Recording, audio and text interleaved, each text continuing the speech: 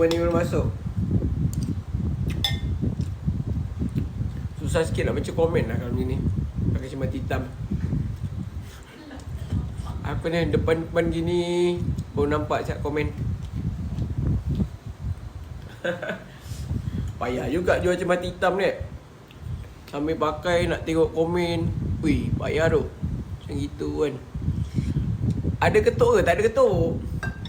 Tak ada ketuk. Kata ni bila panas je tau.